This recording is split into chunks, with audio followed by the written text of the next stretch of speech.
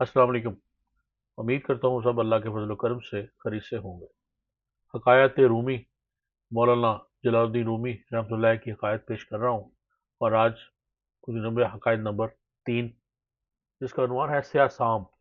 رسول اللہ صلی اللہ علیہ وسلم نے ایک بار وضو کے بعد موزہ پہننے کا قصد فرمایا، لیکن دیکھا کہ اچانک آپ صلی اللہ علیہ وسلم کا موزہ ایک عقاب اڑا کر لے گیا۔ آپ صلی اللہ علیہ وسلم یہ ماجرا دیکھ کر حیران ہوئے۔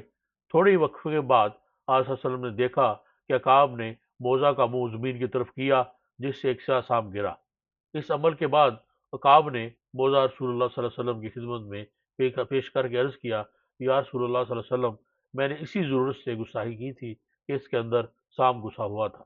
مجھے حق تعالیٰ نے آپ صلی اللہ علیہ وسلم کی حفاظت پر مأمور فرمایا، ورنہ میری کیا مجال تھی کہ آپ صلی اللہ علیہ وسلم یا حضور ایسی بے ادبی کرتا۔ حضور صلی اللہ علیہ وسلم نے اللہ جل کا شکر ادا کیا اور فرمایا، ہم نے جس حادثہ کو باعث صدمہ سمجھا وہ دراصل وفا اور باعث رحمت تھا۔ عقاب نے عرض کیا کہ میں نے ہوا میں اڑتے ہوئے موزہ شریف میں سانپ دیکھ لیا، تو یہ میرا کمال نہیں، یا رسول اللہ صلی اللہ علیہ وسلم، یہ آپ صلی اللہ علیہ وسلم کے نور اور روشنی کا فیضان اور عکس تھا۔ آپ صلی اللہ علیہ وسلم تو سراج منیر ہیں، اگر کسی کے دل کے اندھے کو نظر نہیں آتا تو یہ اس کا اپنا قصور ہے، کیونکہ تاریکی کا عکس تاریک تاریک ہی ہوتا ہے۔ یہ درس حیات یہ ملتا ہے کہ آئی ہوئی مصیبت کسی بڑی مصیبت سے بچانے کا ذریعہ ہوتی ہے، اس لیے حالات کو سپرد اللہ ہی رکھنا چاہیے۔